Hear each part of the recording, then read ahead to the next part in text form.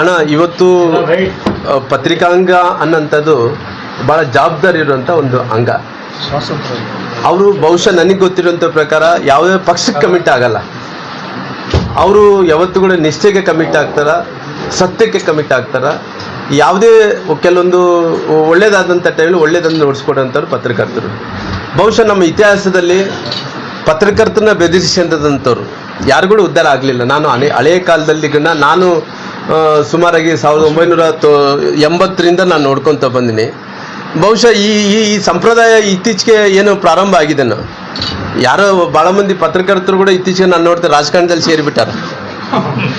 ಆ ಪಾರ್ಟಿಯಲ್ಲಿ ಈ ಪಾರ್ಟಿಯಲ್ಲಿ ಗುರ್ತಿಸ್ಕೊಂಡ್ಬಿಟ್ಟಾರೆ. ಅದು ಕೂಡ ನವೀನ್ ಸಂಗೀತನ ಅಲ್ಲ, ಹಂಗಲ್ಲ ಪಾಪ. ಯಾಕಂದ್ರೆ ಪತ್ರಕರ್ತರು ಅವರು ಹುದ್ದೆಯನ್ನು ಅಲಂಕಾರ ಮಾಡೋಂಥ ಟೈಮಲ್ಲಿ ಅವ್ರು ಕೂಡ ಪ್ರಮಾಣ ವಚನ ಸ್ವೀಕಾರ ಮಾಡೋಂಥ ಒಂದು ಪ್ರಾಮಾಣಿಕವಾದಂಥ ಹುದ್ದೆ ಇವತ್ತು ಅಂಗ, ಬಹಳ ದೊಡ್ಡ ಅಂಗ ಅಂದ್ರೆ ಪತ್ರ ಅಂಗ. ಹಂಗಾಗಿ ಇವತ್ತು ಪರಿಸ್ಥಿತಿ ಏನಾಗಿದೆ ಅಂತ ಹೇಳಿದ್ರೆ, ಇವತ್ತು ಕೆಲವು ಮಂದಿನ ನಾನು ವಾಟ್ಸಪ್ ಫೇಸ್ಬುಕ್ಕಲ್ಲಿ ನೋಡೋಂಥ ಟೈಮಲ್ಲಿ ಅವರು ಇವರು ಅಂತ ಹೇಳ್ಕೊಂಡು ಹೋಗ್ತಾರೆ. ಹಂಗೇನು ಬೇಡ.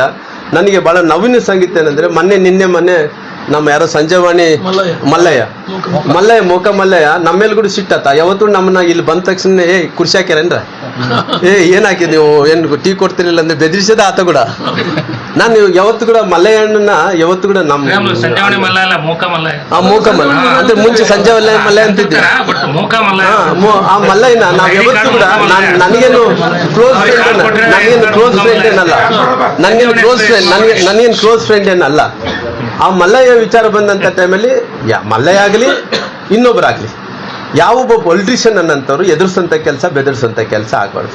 ನೋಡ್ರಿ, ಅವರು ಸತ್ಯಾಂಶನೂ ಬರೀತಾರೆ. ರಾಮನ ತಪ್ಪು ಮಾಡಿದ್ರೆ ಬರೀತಾರೆ, ಇನ್ನೊಬ್ಬರು ತಪ್ಪು ಮಾಡಿದ್ರೆ ಬರೀತಾರೆ. ಬರೆದಂಥ ಟೈಮಲ್ಲಿ ಅದು ಏನು ತಪ್ಪಾಗಿದೆ ಅದನ್ನು ಒಪ್ಕೊಂಡಂಥ ಮನಸ್ಥಿತಿಯನ್ನು ಕೂಡ ಇರಬೇಕಾಗ್ತದೆ. ಕ್ಲಾರಿಫಿಕೇಶನ್ ಅನ್ನು ಕೊಡ್ಬೇಕು. ಈ ರೀತಿ ಬೆದರಿಸೋಂಥದ್ದು ಯಾರಿಗೆ ಶೋಭೆ ತಂದು ಕೂಡ ಈ ಸಂಪ್ರದಾಯ ಎಲ್ಲಿಂದ ಬರ್ತದೆ? ಅದೆಲ್ಲ ಹಂಗ ಆಗಬಾರ್ದು. ಯಾಕಂದ್ರೆ ಆ ಬಡವರು ಪತ್ರಕರ್ತರು ಸಂಬಳದ ಮೇಲೆ ಬದುಕಂತವ್ರು, ಅವ್ರನ್ನ ನಾವು ಬೆದರಿಸಿದ್ರೆ ಏನು ಮಾಡ್ತಾರೆ? ಏನು ಜನರಿಗೆ ವಾಸ್ತವಾಂಶ ತಿಳಿಸ್ಬೇಕಾದ್ರೆ ಅದು ಮುಚ್ಚಿಡಕೊಂಡಂತ ಕೆಲಸ ಆಗುತ್ತೆ. ಈ ರೀತಿ ಮಾಡೋಂಥ ರಾಜಕಾರಣಿಗಳಿಗೆ ಅದು ಶೋಭೆ ತರಂಥದ್ದಲ್ಲ. ಹಂಗ ಈ ರೀತಿ ಸಂಪ್ರದಾಯವನ್ನು ಬಳಸುವಂಥದ್ದು ಕೂಡ, ಆ ಶಬ್ದಗಳನ್ನು ಬಳಸುವಂಥದ್ದು ಕೂಡ ಸರಿಯಲ್ಲ ಅನ್ನೋಂಥ ಮಾತನ್ನು ಕೂಡ ನಾನು ಹೇಳ್ತೀನಿ. ಮಲ್ಲಯ್ಯರ ವಿಚಾರದಲ್ಲಿ ನನಗೇನು ಆತನ ಫ್ರೆಂಡ್ ಏನಲ್ಲ ಮಲ್ಲಯ್ಯ, ನಿಷ್ಠುರವಾದಿದ ನಾವು ಹೆಂಗ್ ಬೇಕಾಗಿ ಮಾಡಿಕೊಂಡ ಅಂದ್ರೆ ನಾನು ಆ ರೀತಿ ಏನಿಲ್ಲ. ಆದ್ರೆ ಕೂಡ ಈ ರೀತಿ ಮಲ್ಲಯ್ಯನ ಅಂದಲ್ಲ ಯಾರಿಗೂ ಕೂಡ ಮಾಡಬಾರ್ದು, ಯಾವೊಬ್ಬ ರಾಜಕಾರಣಿಗಳು ಕೂಡ ಮಾಡಬಾರ್ದು ಈ ರೀತಿ. ಇಲ್ಲ, ಮಲ್ಲಯ್ಯರಿಗೆ ಇವತ್ತು ಕಾನೂನು ಬಹಳ ಬಿಗಿಯಾಗಿದೆ. ಒಳ್ಳೆ SP ಗಳಿದಾರ, ಒಳ್ಳೆ ಅಧಿಕಾರಿಗಳಿದಾರ, ಒಳ್ಳೆ ಇವತ್ತು ಸಿಸ್ಟಮ್ ಗಟ್ಟಿಯಾಗಿದೆ. ಮುಂಚೆ ಹಳೆಯ ಕಾಲದಲ್ಲಿ ಆದ್ರೆ ಆ ಸಿಸ್ಟಮ್ ನಡೀತಿದ್ದಿಲ್ಲ. ಇವಾಗ ಸಿಸ್ಟಮ್ ಗಟ್ಟಿ ಇರೋ ಕಾರಣ ಯಾರು ಎದುರೋದು ಏನು ಬೇಕಾಗಿಲ್ಲ. ಎಲ್ಲರನ್ನ ಕಾಪಾಡೋದಂತ ಕಾನೂನು ಕಾಪಾಡ್ತಾರೆ. ನನ್ನ ಸಪೋರ್ಟ್ ಅನ್ನೋದಕ್ಕಿಂತ ಕಾನೂನು ಅವ್ರಿಗೆ ಸಪೋರ್ಟ್ ಮಾಡ್ತದೆ.